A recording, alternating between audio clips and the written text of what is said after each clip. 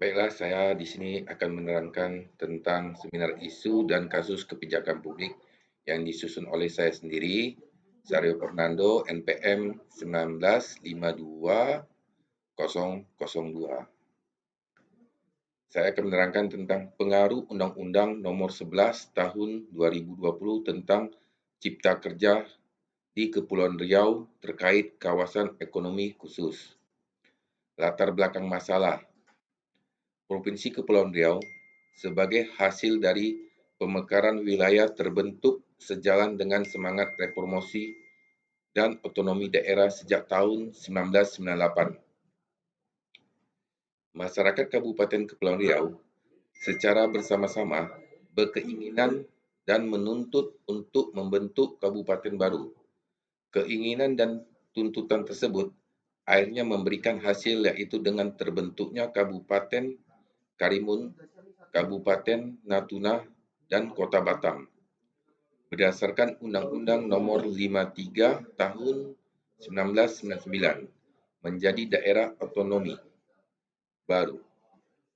Di samping Kabupaten Kepulauan Riau sebagai kabupaten induk kota administratif, Tanjung Pinang berdasarkan Undang-Undang Nomor 5 Tahun 2001 statusnya ditingkatkan dari kota administratif menjadi Kota Tanjung Pinang.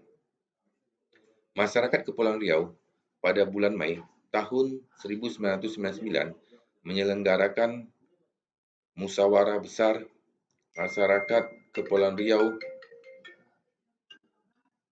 Riau dengan salah satu kesepakatannya tuntutan pemekaran kabupaten-kabupaten baru melalui dukungan seluruh pemerintah daerah, kabupaten, dan kota, dan masyarakat dari Kabupaten Kepulauan Riau, Kabupaten Karimun, Kabupaten Natuna, dan Kota Batam. Pemerintah akan mendorong percepatan pengembangan dua kawasan ekonomi khusus di Batam. Status kawasan khusus atau yang disebut dengan KEK, dua kawasan yaitu Nongsa Digital dan Maintenance Repair. Di bidang perekonomian, Airlangga Hartarto mengatakan bahwa pemerintah akan menyelesaikan koordinasi antara kementerian dan institusi pemerintah terkait dengan pengembangan dua KEK ini. Pada kuartal 4 2020, Airlangga menjelaskan bahwa nilai investasi Nongsa Digital sebesar 16 triliun dengan luas 166,45 hektar.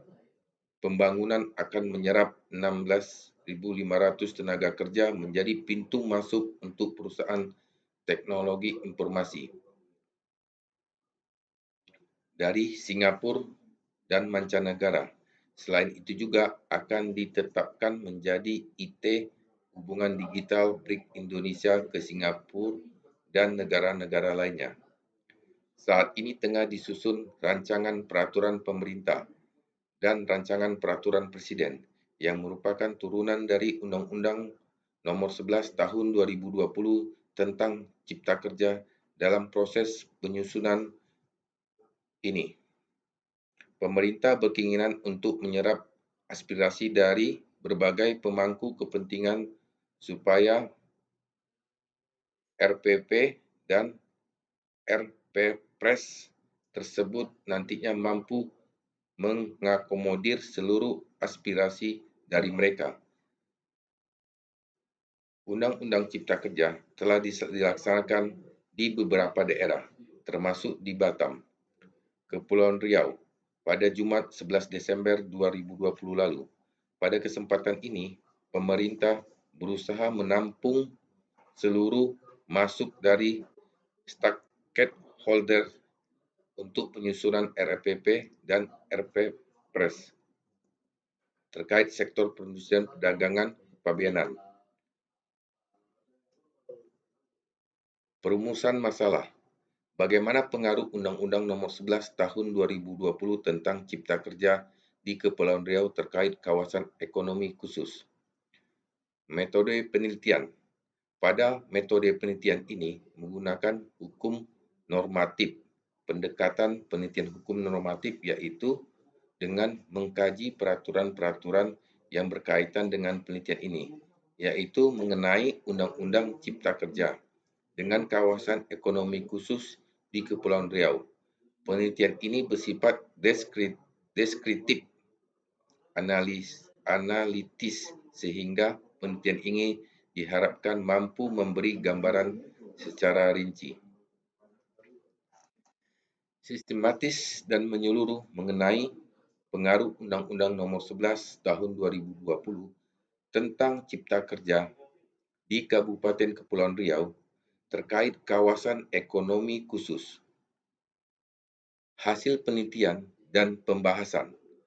Dalam Pasal 13 Undang-Undang Nomor 39 Tahun 2009 tentang kawasan ekonomi khusus, pembiayaan untuk pembangunan dan pemeliharaan infrastruktur di dalam kawasan ekonomi khusus dapat berasal dari pembiayaan pemerintah daerah, swasta, kerjasama antara pemerintah dan pemerintah daerah dan swasta, bahkan sumber lain yang sah sesuai ketentuan perundang-undangan.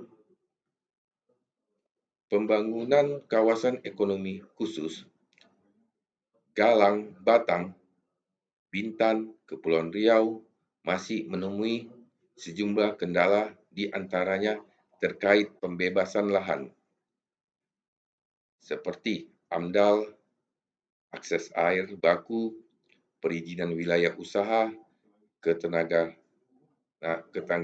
listrik, sehingga fasilitas pengembangan sumber daya manusia.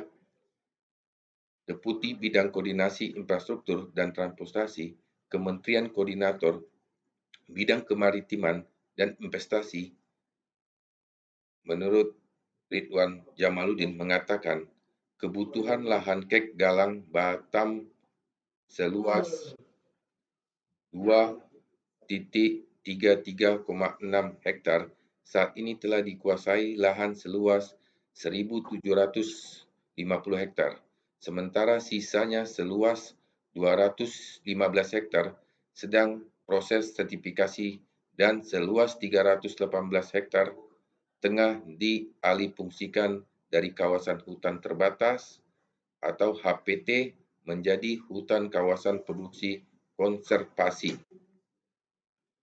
Model KEK mendorong partisipasi sektor swasta dan memberikan kebebasan dalam menentukan kegiatan usaha. Dalam pelaksanaan pemerintah akan memberikan fasilitas dan insentif bagi investor di KEK. Tahapan penyelenggaraan KEK terdiri dari 5 tahapan, yaitu pengusulan KEK, 2. Penetapan KEK, 3. Pembangunan KEK, 4. Pengelolaan pengoperasian KEK, dan yang kelima, evaluasi pengelolaan atau pengoperasian KEK.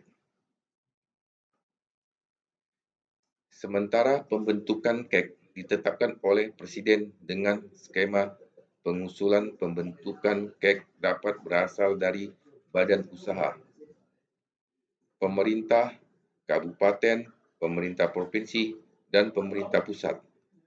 Saat ini tercatat ada 15 KEK di Indonesia yang terdiri dari 11 KEK yang sudah beroperasi dan 4 KEK dalam tahap pembangunan. Pada tahun 2020, nilai investasi yang tercatat di KEK sebesar 69,87 triliun dengan penyerapan tenaga kerja sebanyak 15,226 orang. Dalam upaya mencapai target peningkatan investasi dan penyerapan tenaga kerja di tahun 2025, maka arah pengembangan KEK ke depan yaitu 1. Meningkatkan ekspor dan substitusi impor. 2. Mempercepat terwujudnya industri. 3. Mengembangkan wilayah yang belum berkembang. 4. Mempercepat pengembangan sektor jasa atau tersier. Dan yang terakhir, memperbaiki neraca perdagangan. Dengan adanya RPP KEK akan memberikan kemudahan dalam hal pelayanan, perizinan, dan non-perizinan, antara lain perizinan usaha dan perizinan lainnya dilaksanakan oleh administrator berdasarkan norma standar prosedur dan kriteria. Administrator dapat melaksanakan pelayanan mandiri kepabeanan dan tidak diperlukan lagi izin usaha kawasan industri bagi kawasan yang sudah ditetapkan sebagai KEK. Selain itu, diatur pula terkait insentif dan kemudahan KEK, yaitu A. Pengembangan sistem elektronik terintegrasi secara nasional. B. Pemberian fasilitas tidak dipungut PPN atau PPN dan PPBM untuk jasa kena pajak dan barang kena pajak tidak terwujud. Bagi KEK non-industri dapat melakukan impor barang konsumsi. Pemerintah daerah wajib memberikan dukungan termasuk insentif daerah dan Dewan Nasional dapat menetapkan tambahan fasilitas dan kemudahan lain.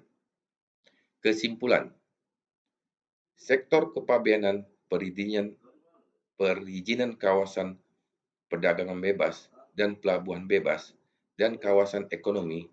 Dalam sektor ini terdapat 2 RPP yang sedang disusun pemerintah, yaitu RPP Kawasan Perdagangan Bebas dan Pelabuhan Bebas dan RPP Kawasan Ekonomi Khusus. Dengan adanya RPP KEK akan memberikan kemudahan dalam hal pelayanan perizinan dan non-perizinan, antara lain perizinan berusaha dan perizinan lainnya dilaksanakan oleh administrator berdasarkan norma, standar, prosedur, dan kriteria. Administrator dapat melaksanakan pelayanan mandiri kepabeanan dan tidak diperlukan lagi izin usaha kawasan industri bagi kawasan yang sudah ditetapkan sebagai KEK. Selain itu, diatur pula terkait insentif dan kemudahan di KEK, yaitu pengembangan sistem elektronik terintegrasi secara nasional, pemberian fasilitas tidak dipungut PPN atau PPN dan untuk jasa kena pajak dan barang kena pajak tidak berwujud. Bagi KEK, non-industri dapat melakukan impor barang konsumsi. Pemerintah daerah wajib memberikan dukungan termasuk insentif daerah dan Dewan Nasional dapat menetapkan tambahan fasilitas dan kemudahan lain. Sekian penjelasan saya ucapkan terima kasih.